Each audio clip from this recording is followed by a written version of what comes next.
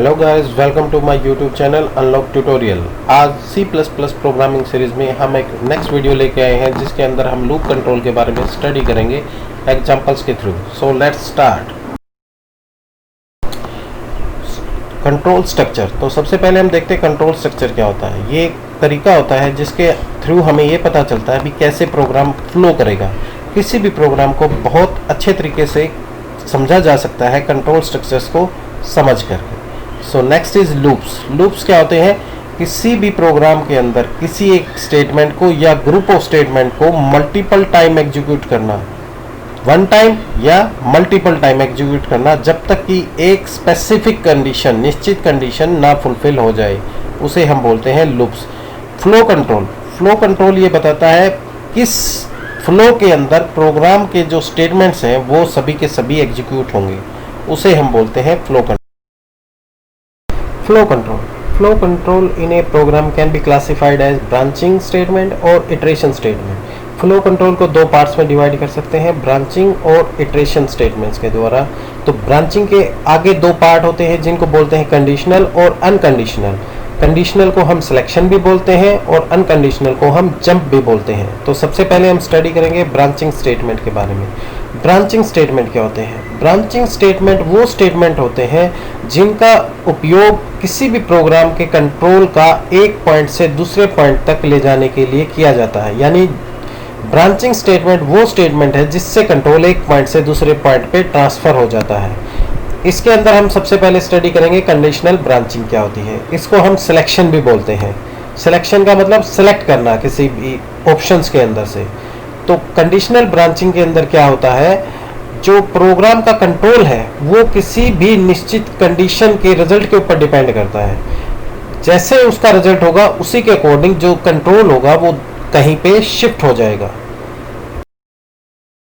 करते हैं unconditional branching. इसके अंदर क्या होता है, इसको हम बोलते हैं जंपिंग भी। इसके अंदर क्या होता है, कंट्रोल एक पॉइंट से दूसरे पॉइंट पे ट्रांसफर तो होता है लेकिन बिना किसी कंडीशन को चेक किए हुए।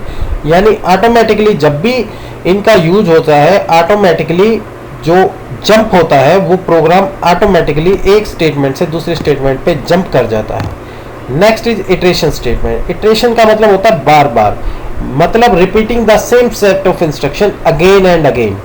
जब तक कोई कंडीशन ट्रू रहती है वो बार बार उसी सेट ऑफ इंस्ट्रक्शन को रिपीट करता रहता है। इसको बोलते हैं हम इटरेशन। तो सबसे पहले हम इसके अंदर स्टडी करेंगे स्टेटमेंट्स के बारे में, जिसमें सबसे पहले आता है इफ स्टेटमेंट। इफ स्टेटमेंट को हम क्या बोलते हैं, कंडीशनल स्टेटमेंट भी बोलते हैं। इसका आउटकम क्या होता है, या तो ट्रू होता है या फॉल्स होता है। यानी या तो कंडीशन ट्रू होती है या कंडीशन फॉल्स होती है, जो हम नेक्स्ट एग्जांपल के अंदर देखिए। ये है इफ स्टेटमेंट का एग्जांपल जिसके अंदर हमने x को वैल्यू दी है 5। तो जब भी हम चेक करते हैं if x equal to 5, equal to में ध्यान रखना, इक्वल टू का मतलब डबल इक्वल टू आता है। इफ के अंदर कभी भी सिंगल इक्वल नहीं आता, क्योंकि सिंगल इक्वल का मतलब असाइनमेंट होता है। ये हम पिछले वीडियो में इसके बारे में बता भी चुके हैं। तो सबसे पहले देखिए इफ x इक्वल टू 5, यानी अगर x की वैल्यू 5 है तो इस ब्लॉक के अंदर जाए। जो इफ के नीचे आपको ब्रैकेट दिखाई दे रही है ये है ब्लॉक। इस ब्लॉक के अंदर एंटर करेगा कब, अगर x की वैल्यू कितनी होगी 5। तो आप देखिए x की वैल्यू हमने 5 दी है, x इक्वल टू 5 यानी ट्रू होती है। तो unlock tutorial if loop is checked output हमारी जो कि साइड में जो विंडो है उसके अंदर शो हो रही है, इसके अंदर हमने इफ स्टेटमेंट को रन किया है। Next is if else statement. If else statement क्या होता है, ये एक सेट ऑफ इंस्ट्रक्शन के लिए अगर कोई चीज ट्रू है तो उसके अंदर एक अलग ब्लॉक में एंटर करेगा, अगर वो फॉल्स है तो दूसरे ब्लॉक में एंटर करेगा। जैसा कि हमने दिखा रखा है सिंटैक्स के अंदर, if expression statement 1 else statement 2। If expression is true यानी फर्स्ट जो एक्सप्रेशन है वो ट्रू है तो स्टेटमेंट 1 एग्जीक्यूट होगा, नहीं तो स्टेटमेंट 2 एग्जीक्यूट होगा। इसको भी हम एक एग्जांपल के थ्रू देखेंगे। ये देखिए, हमें क्या करना है, दो नंबर को एंटर करना है और जो भी बड़ा नंबर होगा वो हमारे प्रोग्राम के अंदर आउटपुट में आ जाना चाहिए। अब देखिए सबसे पहले हमने क्या किया, सी आउट किया, एंटर द वैल्यू ऑफ ए, यानी हमारी स्क्रीन के ऊपर आएगा enter the value of A.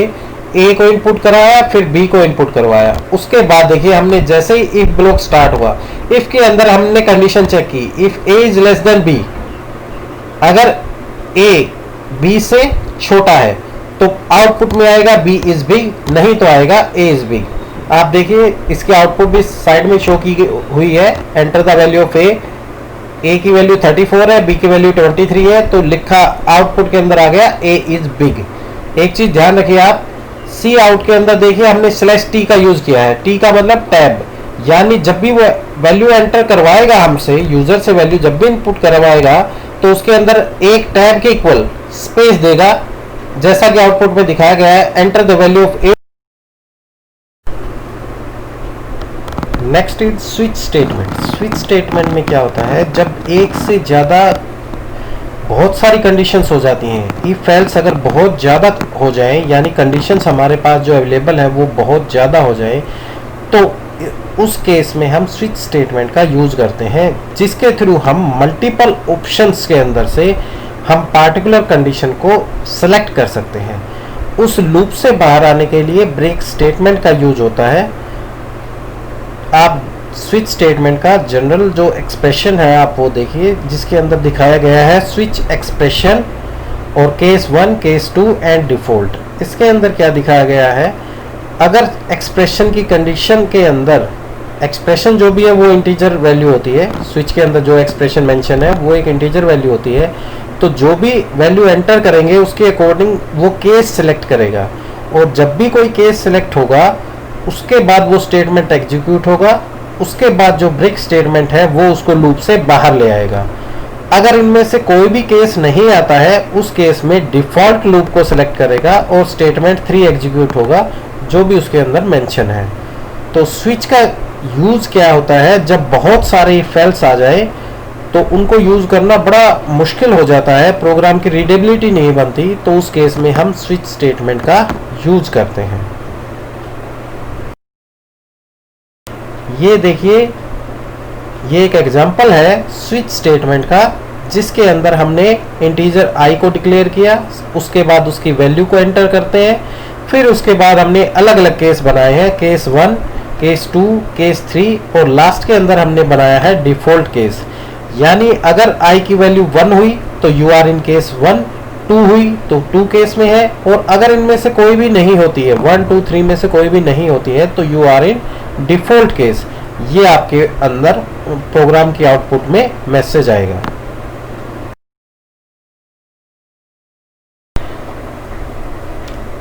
Four loop is a repetition control structure. इसका मतलब क्या हुआ, ये बार बार रिपीट होगा और उसको हम क्या करेंगे, कंट्रोल करेंगे इसके अंदर, और जब तक हम चाहेंगे तब तक, यानी एक स्पेसिफिक नंबर ऑफ टाइम्स तक ये हमें अलाउ करता है एक लूप को लिखने के लिए, जिसमें हम स्पेसिफिक नंबर ऑफ टाइम्स तक किसी भी कंडीशन को रिपीट कर सकते हैं। इसमें मेनली 3 स्टेप्स होते हैं। First is initialization, second is condition and third is update. Initialization, जब भी हम किसी भी वेरिएबल को वैल्यू देते हैं उसे हम बोलते हैं इनिशियलाइज करना, तो ये सिर्फ एक ही बार प्रोग्राम के अंदर होता है। नेक्स्ट इज कंडीशन, हम किसी भी कंडीशन के लिए उस वैल्यू को चेक करेंगे, अगर वो ट्रू है तो लूप के अंदर जाएगा, अदरवाइज वहां से बाहर आ जाएगा। Third is update. अपडेट के अंदर क्या होता है, उस वैल्यू को हम इंक्रीज करते हैं या हम डिक्रीज करते हैं, और दोबारा से उस कंडीशन के लिए हम उसको चेक करते हैं। सिंटैक्स देख लीजिए फॉर लूप का, इनिशियलाइजेशन, कंडीशन एंड अपडेट। उसके बाद अपडेट होता है, नेक्स्ट जो भी स्टेटमेंट्स होगी उसके अंदर प्रोग्राम एंटर कर जाए। एक एग्जांपल है फॉर लूप का, जिसके अंदर हम देखिए इंटीजर i को हमने 10 वैल्यू दी है, फिर उसके बाद i की वैल्यू को जब तक i इज लेस देन 20, यानी i की वैल्यू 20 से कम है, तो हम उसको इंक्रीज करेंगे और उसकी आउटपुट जो है वो हम प्रिंट करेंगे स्क्रीन के ऊपर। तो आप इस प्रोग्राम को ध्यान से देख लीजिए, इसके अंदर आपको सब कुछ क्लियर हो जाएगा। Next is while loop. While loop क्या होता है, व्हाइल लूप क्या करता है, किसी भी कंडीशन को, बॉडी को एग्जीक्यूट करने से पहले ही कंडीशन को चेक करता है। अगर वो कंडीशन ट्रू है तो उसके अंदर एंट्री करने देता है, अदरवाइज वहां से बाहर आ जाता है। लेकिन इसके अंदर एक चीज ध्यान रखिए, जब भी हम व्हाइल लूप के अंदर एंटर करेंगे, वैल्यू के अंदर कुछ ना कुछ चेंज होना चाहिए, अदरवाइज वो लूप इनफाइनाइट लूप बन जाएगा। अब देखिए सिंटैक्स, व्हाइल, उसके अंदर कंडीशंस होगी, कोड होगा, और उसमें हम वैल्यू को इंक्रीमेंट करेंगे या डिक्रीमेंट करेंगे, जो अब ये देखिए, ये एक एग्जांपल है व्हाइल लूप का, जिसके अंदर हमने x की वैल्यू को 10 किया है और x इज लेस देन 20, और जब तक वो वैल्यू कम है तब तक हम उसमें इंक्रीमेंट करेंगे और तब तक ये लूप चलता रहेगा। Next is do while. Do while loop का मतलब क्या है? इसमें हम पहले कंडीशन को चेक नहीं करते हैं।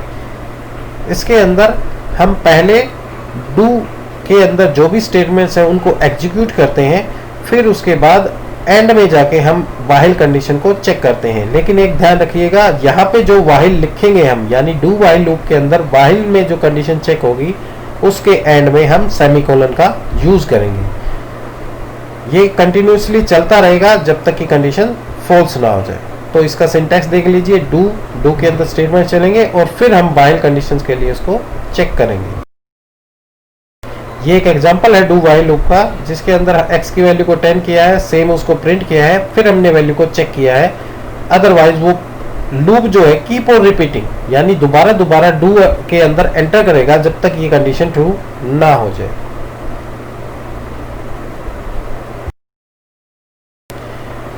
अब ये देखिए, ये मेनली दो टाइप के लूप्स होते हैं। One is entry control loop and second is exit control loop. जैसा कि नाम से ही पता है, एंट्री कंट्रोल लूप, इसका मतलब क्या हुआ? जब भी हम इसके अंदर किसी भी लूप के अंदर एंटर करेंगे तो सबसे पहले क्या होगी? टेस्ट कंडीशन जो होगी वो चेक होगी। एग्जिट कंट्रोल के अंदर क्या होगा?